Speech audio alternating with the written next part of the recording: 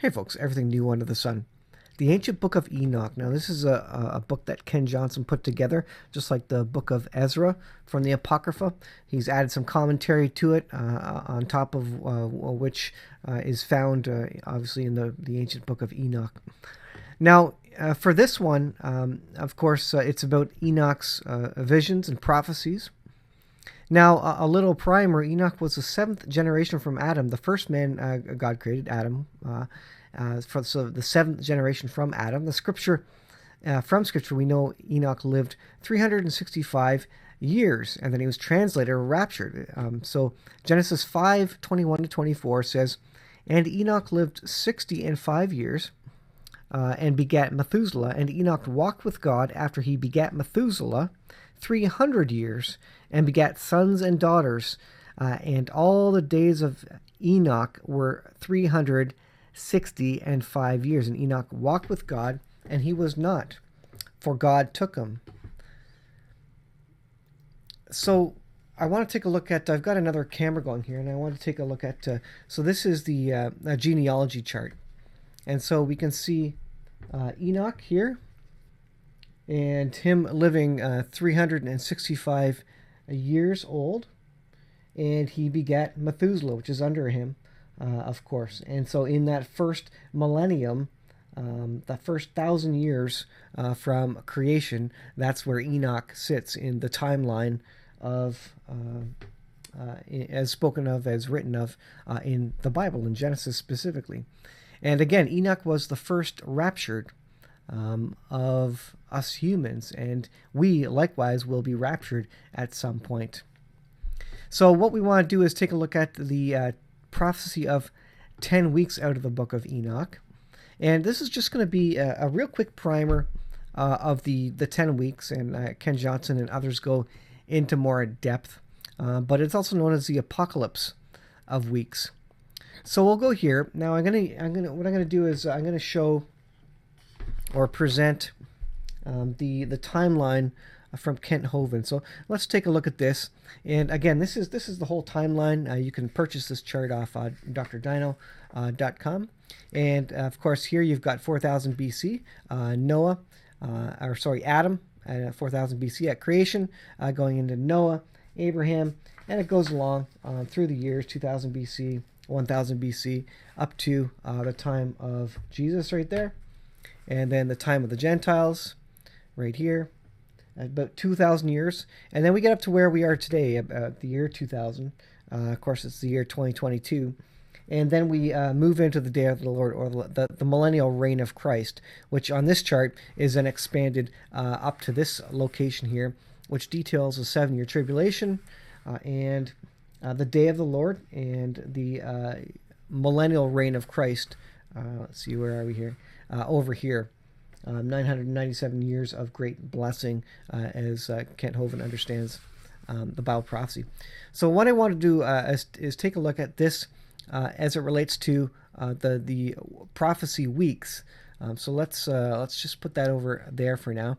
And you'll see that I have the weeks noted here. So I wrote in this chart week 1, week 2, week 3, week 4, so that we could get an idea of where we were here. So the prophecy of the 10 weeks. After Enoch, so there's week 1, so from beginning of creation till about 3,225 years before Christ. You can see the 3,000 year mark of BC right there. So right about there is where he's talking about there, or where this first week is, rather. It says, after Enoch began to recount from the books, Enoch said, "I wish to tell you about the children of righteousness, Christians, and the elect of the world, and the plant of uprightness, the nation of Israel. I, Enoch, will declare them unto you, my sons, as they appear to me in the heavenly vision, and as I have been told by the word of the holy angels, and have read from the heavenly tablets." Enoch began to recount from the books, and said, and this is where it starts, the prophecy of the 10 weeks. Now, the prophecy of the 10 weeks are, of course, the history of mankind, and in fact, the history including the millennial reign of Christ, separated into 10 weeks, right up until God completely, finally judges man, and we enter into the complete eternity, the actual eternity, and not just the millennial reign of Christ. So week number 1 is from 3925 BC to 3225. So it says, I was born on the 7th day in the first week. So again, you got this first week of time. So second week, 3225 to 2500 BC. And so this is the second week, starting here and going right up to just before the flood. So something happens just before the flood, which causes the flood, causes God to allow the flood to come upon the earth. And that's spoken of in the second week. After me, there will arise in the second week great wickedness and deceit will spring up. So why did God send a flood upon the world? To deal with the wickedness that Enoch is referring to at the bottom there in verse 4 of the chapter 93. The second week, great wickedness and deceit will spring up. Afterwards will be the first end. So he speaks of the flood as an end, and it's the first end. Mankind will be saved. Let me just move over here. You can see at the top right of the page, it will be the first end. Mankind will be saved, but unrighteousness will revive, even though he will make a law for the sinners. So mankind will be saved, and that's through Noah and his family in the flood, in the ark. But unrighteousness will survive. Sin does come through the flood there, and of course is with us up until this day. We then go to the third week, which is basically the flood, or the start just prior to the flood, up until 1825 BC. So the third week, 2500 BC to 1825 BC, and so this is kind of what we're talking about there. And you can see that's the time of Abraham. And again, as we look at this chart here, now we're all the way over. So Enoch was over here. There's Enoch over there, and we spent all this time. Even evil has been building up, and then we have the flood, where God judges the sin of mankind, and then lifespans shorten right away, and then we go all the way down here to Abraham, and so that's where we are right now on the timeline there. So Abraham, again, the week number 3 from the flood to past Abraham there. After that, during the third week, a man, Abraham, you can see him there, will be elected as the plant of righteous judgment, and his posterity will become the plant of righteousness, the nation of Israel forever more. So Abraham and the Jews are enslaved there right up into week 4. And so that moves us to week 4, starting from 1825 before Christ, BC, to 1125. So the fourth week starts here and goes all the way up to just prior to David. After that, during the fourth week, visions of the holy and righteous God at Mount Sinai will be seen, and a Mosaic law for all generations and an enclosure tabernacle will be made for them. So this is now starting to talk about the temple that will be built. So we move along into the fifth week. You can see the fifth week starts just prior to King David, prior to 1000 BC, and goes right up until 425 years before Christ. Week 5 right there. And so this is the marker for the end of week 5. So right up past Daniel is what we're talking about there. And this is what the book of Kings is talking about, that section in there. So after that, during the fifth week, the house of dominion, Solomon's temple, will be built forever and glorified. So of course David and then King Solomon came and rebuilt the temple right in here. So going on to week number 6, this encompasses the crucifixion of Christ, the life of Christ. So this is an interesting one. After that, in the 6th week, and you can read the text with me there on the right-hand side, all who live in it will be blinded, and their hearts will godlessly forsake wisdom. In it, a man, Jesus, will ascend, and at its close, the house of dominion, Herod's temple, will be burnt with fire, and the whole race of the chosen root of Israel will be dispersed. So this refers to the diaspora, the destruction of the temple, the Abomination of Desolation, the first example of it. And so it goes past Jesus. So basically, Jesus' death. And that's when it starts talking about AD. That means basically the year of our Lord, and it's based off the death of Jesus Christ. So it goes to AD, let's see, 6 weeks, 80 to 75.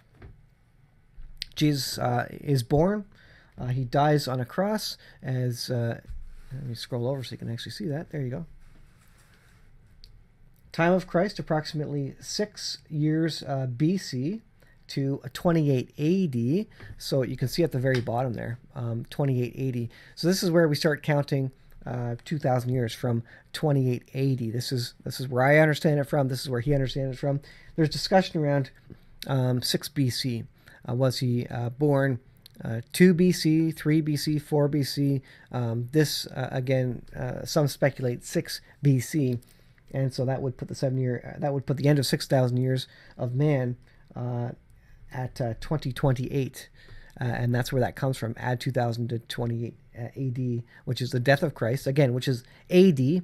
The clock basically starting from the death of Jesus. Israel is dispersed, that diaspora, and so we go into a time of the Gentiles, right? This is where Israel is dispersed. They are no longer a nation, and we are heading up to the year 2000. But week number 7, so at the very bottom there. After that, in the 7th week, an apostate generation will arise. Their rebellion will manifest in many different ways. At its close, the elect righteous, the Jewish believers, right in there, the Jewish believers of the eternal plant of righteousness will be rewarded with a sevenfold instruction concerning all his creation. Who is there of all the children of men who is able to hear the voice of the Holy One with trembling? Who can think of his thoughts? Or who is there that can behold all the works of heaven? Who could behold the heaven, understand the things of heaven, see his soul and spirit and relate to it, or ascend and see all their ends and think and do like them? Who is the man who could know what is the breadth and the length of the earth, and to whom has been shown the measure of it, of all of them? Or is there anyone who could discern the length and the height of heaven, what it is founded upon, or could number the stars and know where all the luminaries rest? ? Related to God's omniscience, God's all-knowing and all-powerful. So the 8th week. So now you can see again, I have the 8th week specified here, prior to 1000 AD, and right up. Well, let's see, the 8th week. 975 AD to about 1675 AD. So referring to this week, it says, after that there will be another, the 8th week, that of righteousness, and a sword will be given to it, so it will pass righteous judgment on the oppressors, and sinners will be delivered into the hand of the righteous. During its completion, they will acquire houses through their righteousness, and a house, Protestant Reformation, will be built for honor for the great king forever. So the square bracket items there are of course added by Kent Johnson. So let's go on to the 9th week. So we have the 9th week starting from 1675 AD to about 2375. So you can see that it is actually getting into the Millennial Reign of Christ there. So again, 1675, prior to the year 2000, obviously the year 1675, right up until 2375. So the 9th week, it covers the year 2000, and we're in the year 2022. After that, in the 9th week, the righteous judgment will be revealed to the whole world. Ken Johnson adds the reestablishment of the nation of Israel. Now, when was Israel born? 1948. And all the works of the godless will vanish from the earth, and the world will be written down for destruction. Speaking of the Great Tribulation, as Ken Johnson understands it. And all men will look to the path of integrity, beginning of the millennial reign. So this whole week kind of enters into the millennial reign of Christ. So that suggests that we are very, very close, obviously, to getting into the millennial reign of Christ. And I believe absolutely we are. I think 2028 is the basically the end of 6,000 years of man, and that then kicks off the 7-year period, and then the millennial reign of Christ. So going to the 10th week. So the 10th week is this period from 2375 to 3075. After this, in the 10th week, in the 7th part, there will be the great eternal judgment, in which he will judge the watchers, the great eternal heavens. So the watchers are referring to, I believe, the demons, the evil spirits. The great eternal heavens will appear from the midst of the angels. The first heaven will depart and pass away, and a new heaven will appear, and all the powers of the heavens will give sevenfold light forever. After that, there will be many weeks without number forever. So this is kind of after the millennial reign of Christ. So we have the millennial reign of Christ, and then after that period, this basically to eternity, off the end of the chart there, this is complete eternity. It's timeless. There is no time after this. So it goes on, and I'll read this last section here. I guess I didn't move the text over. There's the 9th and the 10th week there for you. Now I tell you, my sons, and show you the paths of righteousness and the paths of violence. I will show them to you again, that you may know what will come to pass. So this is given as a timeline, as an understanding, to give people an understanding of what is to come, a general, again, dating or way to date, or a way to recognize the periods or eras of time up until the millennial reign of Christ, and in fact, eternity itself. It says, and now listen to me, my sons, walk in the paths of righteousness, not in paths of violence, for all who walk in the paths of unrighteousness will perish forever. Now, what I didn't mention originally about the 10 weeks is that each section is 700 years. So 7 times 10 is 7,000 years. So that's what the 10 weeks attempt to portray. 10 periods of 700 years, which cross all those various eras and, of course, important timelines. I still do prefer myself the 7-year, the 6,000 years of man and the millennial reign of Christ, or the 7,000 year timeline as described here, or as shown here on the What on Earth image from Dr. Kent Hovind. I think the 1,000-year periods makes, at least to me, more sense. But that's the way Enoch viewed it in 700-year increments. And so that's how he told it. And I guess that's how that vision was given to him by the angels, as the book of Enoch describes. So it's interesting to kind of line it up, to see where it fits, see where it matches, see where it ends up as it relates to our 6,000, 7,000 year timeline. And it does match up pretty well, generally speaking. So there you go. That's my look at the 10 weeks, the Apocalypse of Weeks by Enoch, and via the book written by Ken Johnson. Definitely check out Ken Johnson and his further detail about this. But I think it's interesting to look at, something to kind of put in your back pocket and just have an understanding about.